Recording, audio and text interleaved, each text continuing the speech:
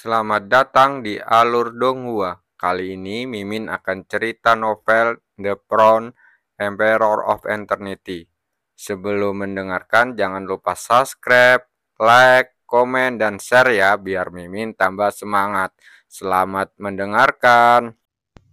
Melanjutkan episode sebelumnya, di dalam aula, keheningan menyelimuti seluruh aula. Mata semua orang melotot, wajah mereka dipenuhi rasa tidak percaya. Apa mereka tidak salah dengar? Anak itu, Cukwaseng juara pertama di pertempuran tangga surgawi. Selain itu, ia mengalahkan kekuatan dominan di wilayah suci Nagongcin. Jenius nomor 1 dari sekte Tianseng dan mencapai kejayaan tertinggi. Bagaimana mungkin semua orang merasa mereka salah mendengar? Meskipun mereka tidak sepenuhnya paham apa itu pertarungan tangga. Siapapun yang punya otak pasti bisa memahami arti juara pertama. Juara pertama melambangkan orang pertama yang memasuki tanah terlantar. Sang juara sejati dan talenta terbaik di antara banyak yang lainnya. Jenderal berbaju jirah hitam itu berlutut dengan satu kaki. Raut wajahnya juga dipenuhi keterkejutan. Setelah mendengar berita itu, ia pun tak berani mempercayainya.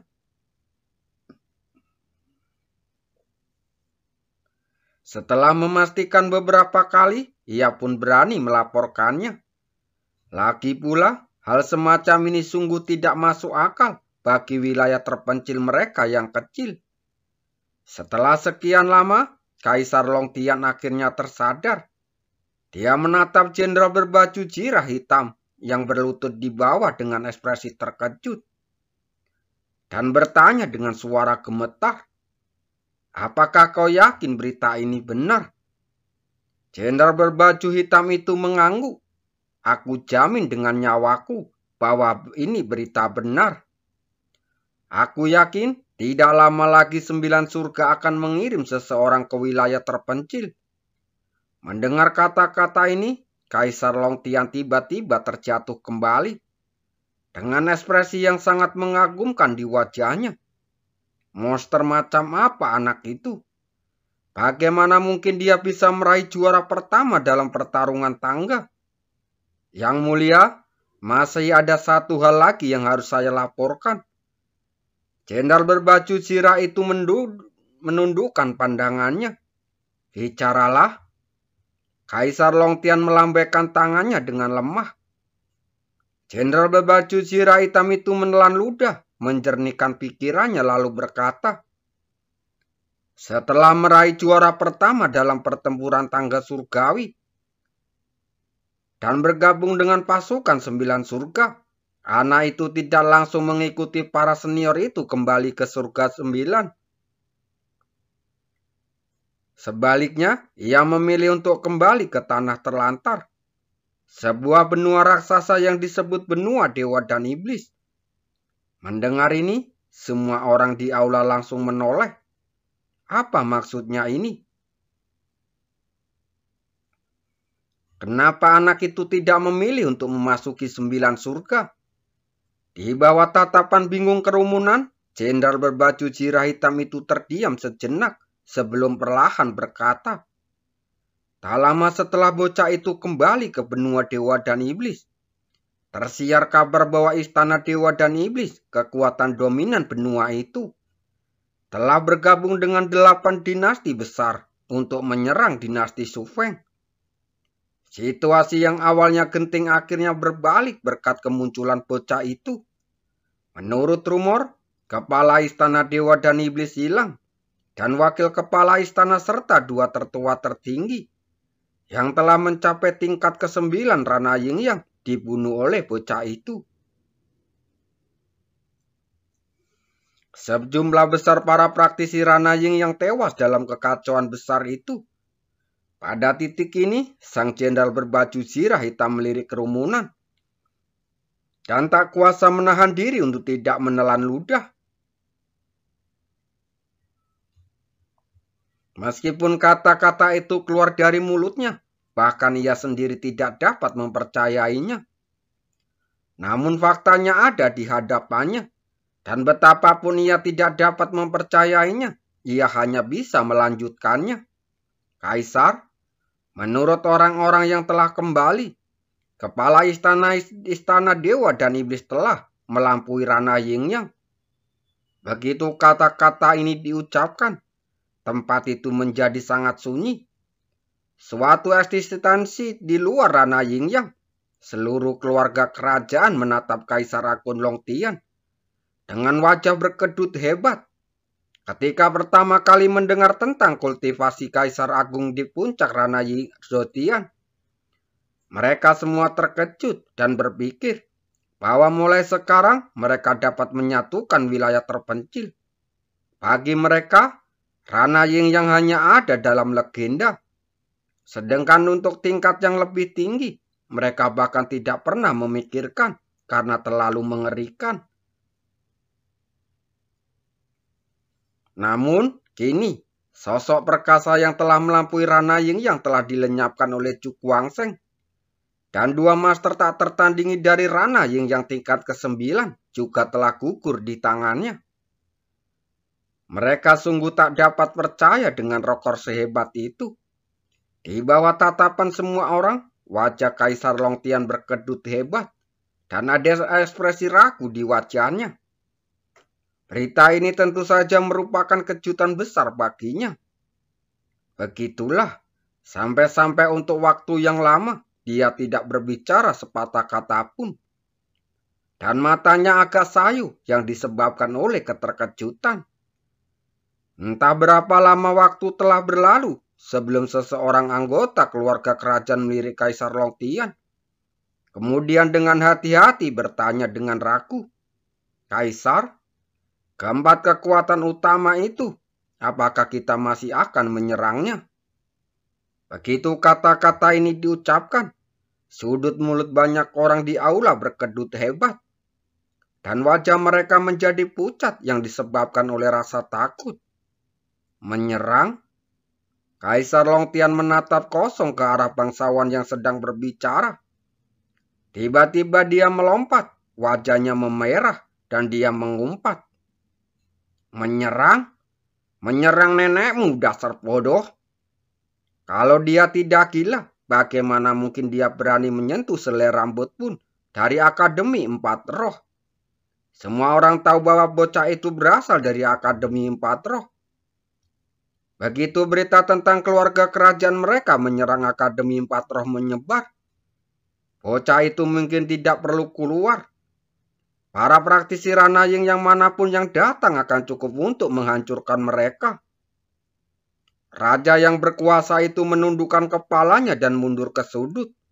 Tidak berani mengatakan sepatah kata pun. "Bodoh." Kaisar Longtian melototinya dengan umpatan. "Sampaikan perintah ini. Tidak seorang pun dari keluarga kerajaan boleh berselisih dengan Akademi Empat Roh. Atau aku akan membunuh mereka terlebih dahulu." Bagaimana dengan 3 kekuatan lainnya? 3 kekuatan lainnya? Kaisar Longtian tertegun sejenak, wajahnya berkedut. Semua orang tahu bahwa gadis suci Tanah Kudis dan pemuda itu punya hubungan. Tidak. Mereka saling mencintai, seorang pria tampan dan seorang wanita cantik. Ya ampun, dia tidak sakit. Jadi wajar saja kalau dia tidak berani macam-macam dengan Akademi Tanah Suci. Bagaimana dengan kekuatan utama yang tersisa? Kaisar Longtian menepuk kepalanya, wajahnya memerah. Ia melambaikan tangannya, sebarkan perintah. Jika Akademi Tanah Suci dan Akademi Empat Roh tertarik pada 2 kekuatan besar lainnya, aku akan secara pribadi membantu untuk menghancurkan mereka. Bagaimana dengan imbalannya? Aku senang membantu orang lain dan berteman. Apa imbalannya? Mendengar perintah heroik ini, sudut mulut semua anggota keluarga kerajaan yang kuat di aula terkedut hebat. Kaisar ini selalu agung, sekarang menjadi seperti kelinci. Tapi wajar saja jika kita memikirkannya. Menghadapi Akademi Empat Roh dan Akademi Tanah Suci, dengan latar belakang yang begitu kuat, bagaimana mungkin keluarga kerajaan berani melawan mereka, kecuali mereka mencari kematian. Dan kaisar yang selalu perkasa dan pantang menyerah. Untuk bisa menjadi nahkoda kekaisaran naga, dia bukanlah orang yang mudah marah. Ketika saatnya mengakui kekalahan, dia pasti tidak akan ragu. Memikirkan hal ini, semua orang di aula menerima perintahnya, lalu menyebarkan perintah kaisar. Mereka dapat membayangkan bahwa hal ini pasti akan menyebabkan gelombang besar di wilayah terpencil itu. Setelah semua orang pergi, Kaisar Longtian kembali terduduk, wajahnya langsung memucat. Aku ingin tahu apakah aku bisa menyelamatkan keluarga kerajaan Shenlong ini.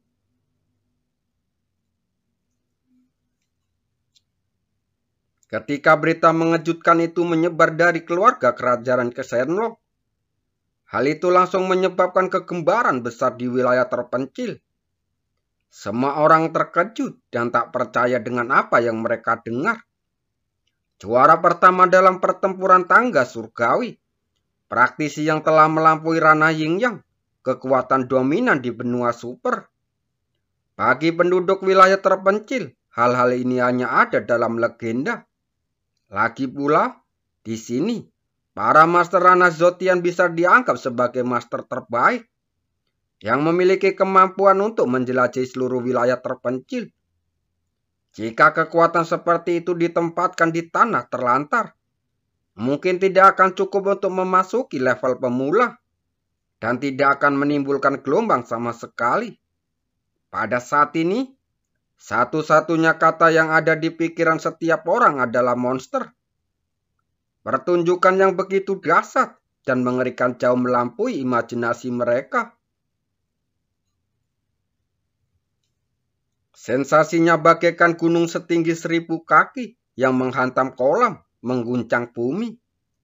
Setelah keterkejutan itu, semua orang tahu bahwa mulai sekarang, Akademi Empat Roh akan menjadi kekuatan paling tangguh di wilayah terpencil. Bahkan keluarga kerajaan Shenlong pun tak akan berani menyentuh sedikit pun. Karena di balik Akademi Empat Roh, ada seorang jenius tak tertandingi yang menonjol di antara para jenius yang tak terhitung jumlahnya di 10 wilayah. Sementara dunia luar sedang kacau, Akademi Empat Roh yang menjadi pusat perhatian banyak orang juga memicu gelombang yang mengguncang bumi. Seakan-akan bom nuklir telah dijatuhkan. Banyak murid, penatua, dan instruktur yang begitu terkejut hingga tidak dapat berkata apa-apa lagi. Seolah-olah semua ini tidak seharusnya terjadi pada Akademi Empat Roh mereka. Namun fakta adalah fakta. Tidak ada seorang pun yang dapat menyangkalnya. Para bawah murid yang keluar dari Akademi Empat Roh mereka berjuang mati-matian di tanah terlantar itu dan akhirnya menonjol di antara para jenius yang tak terhitung jumlahnya. Mengalahkan Nagongjin dan menjadi orang nomor 1 di generasi muda di 10 negeri ini. Jauh di dalam halaman Empat Roh, di dalam sebuah rumah bambu sederhana, seorang lelaki berpakaian linen kasar memegang pegangan tangan dengan tangan yang sedikit gemetar. Dan wajahnya yang biasanya lembut berubah sangat gembira. Dia mengangkat kepalanya dan sedikit gemetar, lalu menatap lelaki tua yang berdiri di dekat pintu dan berkata dengan nada gembira, "Tuan King, apakah Anda mengatakan yang sebenarnya?" Saat dia berbicara, wajahnya gemetar dan matanya dipenuhi keraguan. Semua ini sungguh tidak dapat dipercaya.